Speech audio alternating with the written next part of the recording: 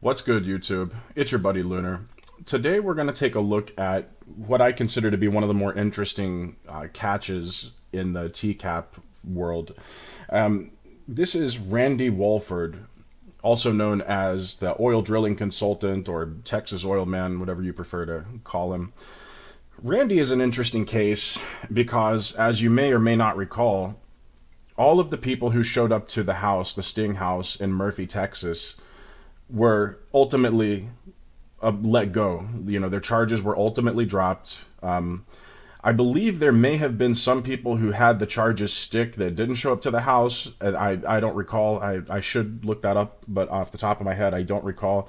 But I do know that out of everyone who showed up to the house, they were all ultimately acquitted, or not acquitted. They had the charges dropped completely because the assistant district attorney that ended up that guy took his life. You know, they ended up catching the assistant district attorney for like a neighboring county of Murphy, and the person ultimately took his life when he was confronted. And it was a really big controversy. The Murphy episode is such a shit show. It's such a cringe shit show. Without any further ado, though, I wanted to put this one on. I do a commentary on this one because, despite the fact that everyone had their charges dropped, including Mr. Wolford, he ultimately still ended up going to prison for a very, very long time. Not because of what happened in Murphy per se, but because of another incident that would occur a year or two later. Anyway, without any further ado, let's do what we do. I'm your buddy Lunar. You know what time it is. Here he comes. All right, we're sending the decoy outside. During every internet sex predator investigation, a variety of men show up, and it's no different here in Murphy, Texas. The potential child predators range in age from 23 years old to 63. Good Lord. What are you thinking, dude? Like, I really would have to refer you to the original footage, but when you see these guys, you just can't help but wonder, what in the fuck are you thinking? Like, I always say this, but it never ceases to amaze me, dude. This guy, this blob, walks in here, a blob whose actual name was Bob, I believe. Bob the Blob walks in here thinking he's going to get it on with a little kid. Like, dude, what? I would be skeptical if a 33-year-old woman said she wanted to bone this guy, but a 13-year-old, dude, are you out of your fucking mind? What the hell? Oh, and it gets worse. Alan Cherney. To successful Like, businessmen. what the hell? Alan Cherney, look at this guy. Unemployed.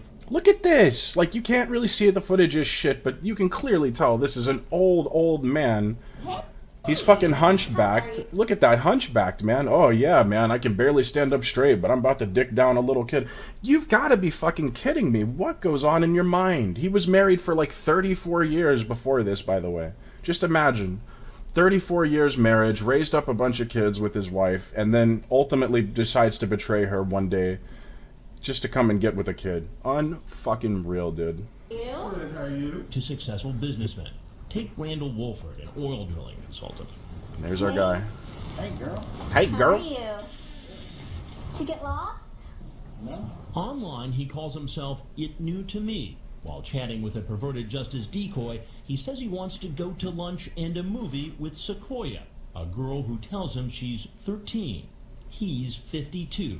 The next day, his intentions go from creepy to pornographic.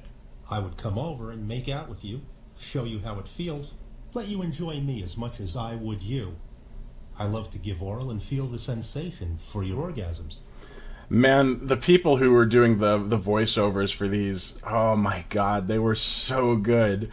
That's the sad part, is they never ever managed to bring that same heat with HVP. Like, you know, the voice actors on this were so good, and it's such a shame that we don't have more of their work, because it's a shame they didn't go on and do HVP or other stuff, because, God, ugh. Then, less than 2 hours after that chat, he shows up at the house. He thinks the girl's mother is working until midnight. So where's your mom work? Oh, actually she works with computers in Austin, so she goes away on business a lot. Nice, huh? Yeah, thanks. The 52-year-old makes a comment about the pool table. So the decoy asks a provocative question. Did you ever do it at the table? Yeah, once. Really? Yeah,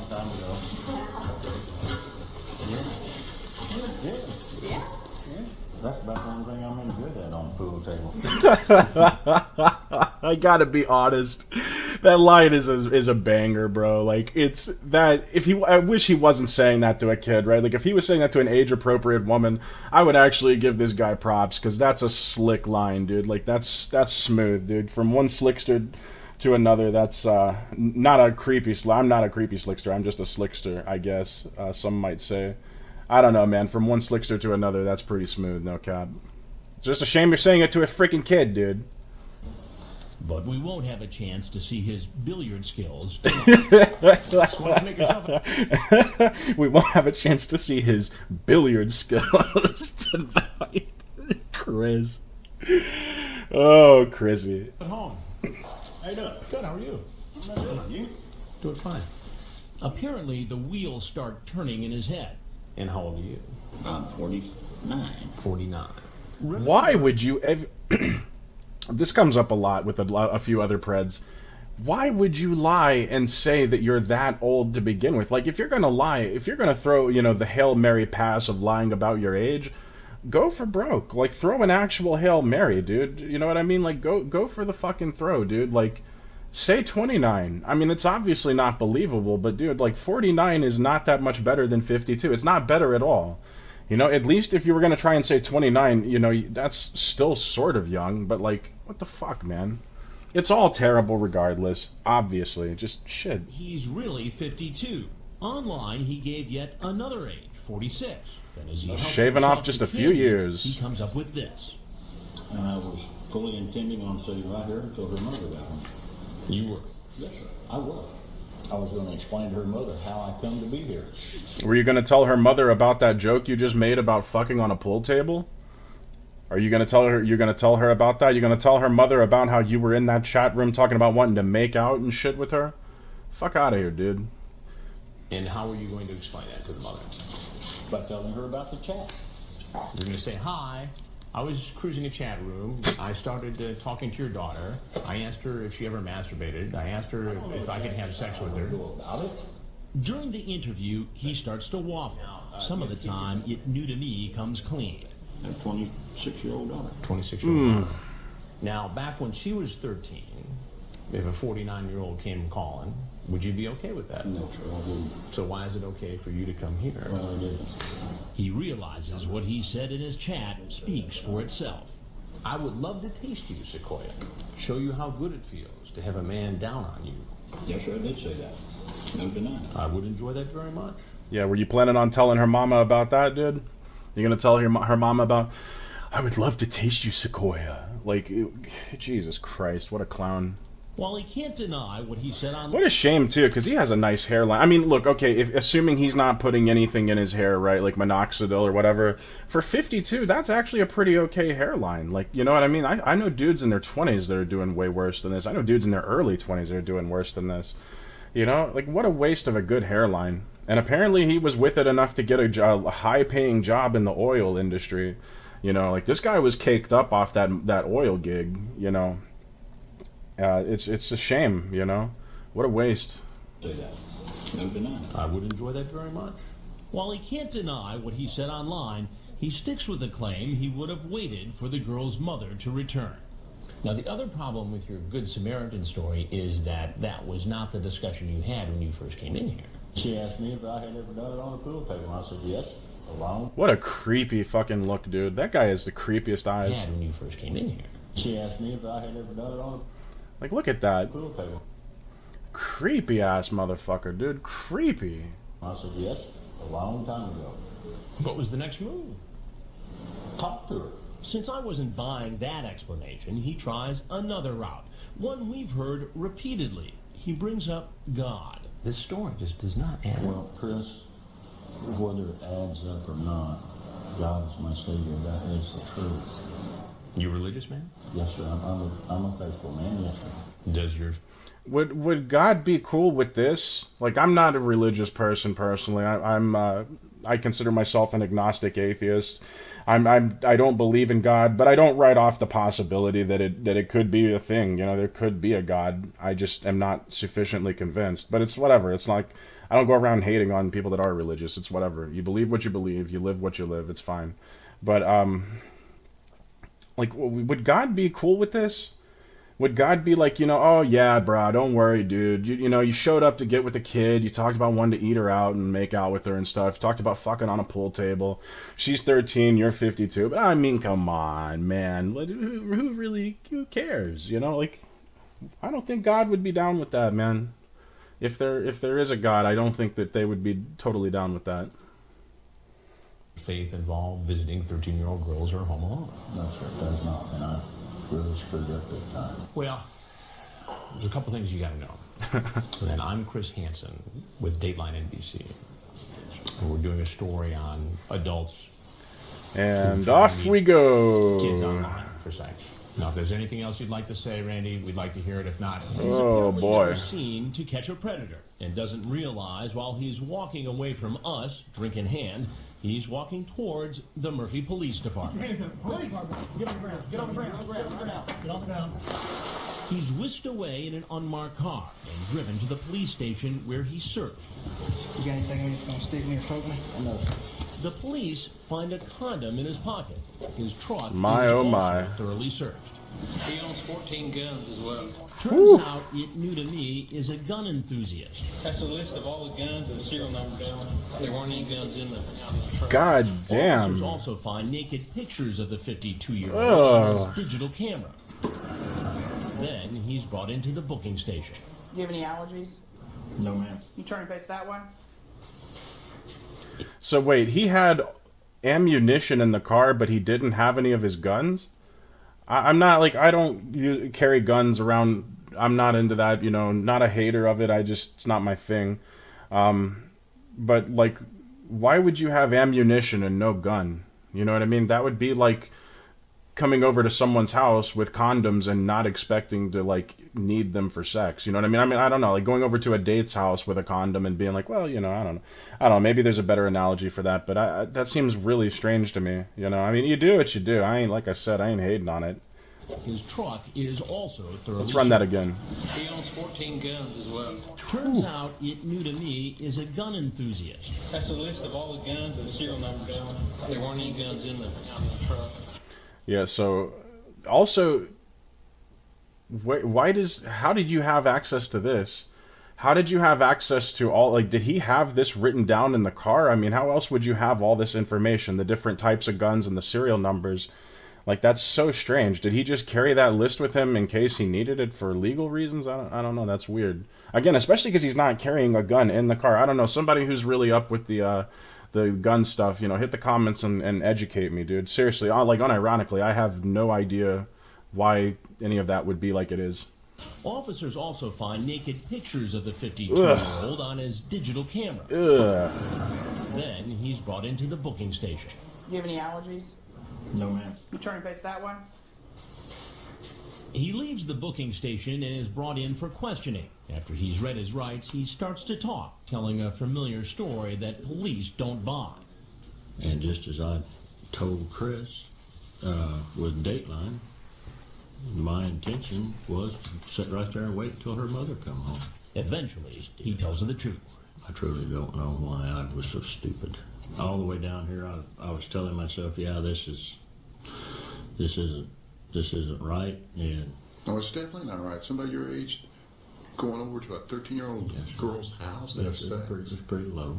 When you were chatting with her and talking about sexual things, like it one. Dude, I love this interrogator right here. This guy is actually one of the funniest interrogators who's ever been on the show. Like, he the way he talks is just brilliant, Like, listen to his voice, dude. He's just hilarious. This sounds like something straight out of South Park. This actually sounds like something that Matt or Trey would do for South Park. It's pretty low. When you were chatting with her and talking about sexual things, like When you were chatting with her and talking about sexual things, like you wanted to hold her close and feel her have an orgasm. at one time you talked about wanting to hold her close and you'd like to feel her have an orgasm. Yes, sir. Is that true? Yes, sir, I At did. the time you were doing that chat, didn't you intend to have sex with the girl? I guess you could say I did, yes, sir. Okay. I'm guilty as charged. I have to accept my punishment. He goes before a judge Oof. and bail is set. So you're charged with online solicitation of a minor. I've set your bail at $50,000. All right, so we're going to read through a little bit of this here. This is a really good write-up. Also, shout outs to, I don't know which channel this is. I believe it's Saul. I'm pretty sure this is a Saul TCAP upload, but I will make sure to go in the description and include the original video as well as credit to that uploader as well, because this is a really good write-up. So we're gonna kind of just thumb through this a little bit. So yeah, Randall Howard Wolford was arrested November 3rd, 2006. Hard to believe that was over 18 years ago now. That's crazy, huh? He was charged with online solicitation of a minor, got out the next day on a $50,000 bail. Of course, the aforementioned, I don't know if I don't recall if I mentioned this earlier or not, but there was a suicide among the suspects. It was the guy who was the assistant district attorney of the neighboring county, and when he took his life, that's when the district attorney of Murphy just said that they weren't going to prosecute. So he ended up getting away. Now, here's where things get really interesting.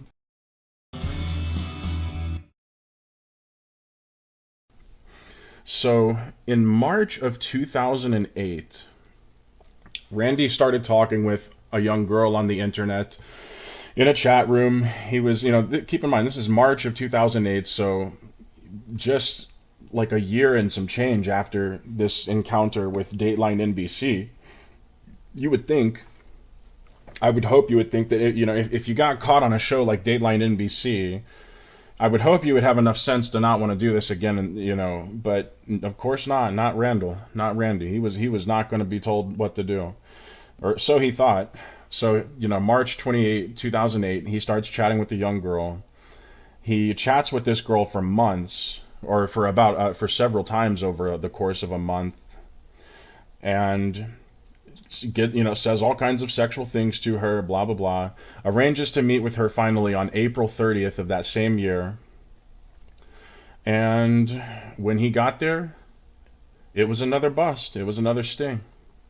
So he ended up getting arrested, and he was charged with, let me see here, 1 count of attempting to persuade, induce, entice, or coerce a minor to engage in criminal sexual activity. That's a really powerful charge, and I wonder why they weren't charged with this initially. I don't know. Maybe he was in a different place when he did this. Maybe they have different law. They must have had different laws. But I would think any of the guys who showed up in Murphy, if this law applies to Murphy as well, I would think they should have all been charged with that to begin with. Not that it matters, because ultimately the charges were dropped, but I don't know, just interesting. And I say it's a powerful charge because look at that. Look at the statutory sentence here. The maximum statutory sentence is life in prison.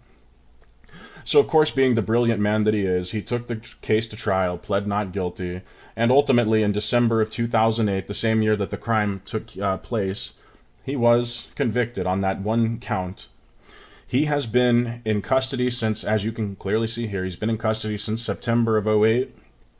And yeah, that's pretty much that. He's in jail. In prison now. He's actually in prison. He was sentenced to 24 years, and he also tried to take this case to the Supreme Court. The Supreme Court laughed him out of the room. They were like, yeah, nah, we're good. No thanks. So, that's the reality for him. He was convicted in court on that second charge, and he is not to be released from federal prison until at least December 22nd, 2009. That's wild. That's why I say this is an interesting case, because this is a guy who basically got away with the crime. Like, I'm sure the fallout, the social ramifications and professional ramifications of being caught on Dateline, I'm sure it was horrific, but when it comes to the legal side of things, he had basically gotten away with it. Like, he had actually gotten away with committing this heinous crime. But it just wasn't enough. Getting away with it one time just wasn't enough. The allure was too strong, and he ended up going after another young girl. And while all of those other predators are free, as far as we know, I don't believe any of them have been reconvicted or recharged or convicted of anything related to these offenses. While they're all out in the free world, Mr. Wolford here is sitting in prison till the 2029, till the end of 2029. That's wild stuff.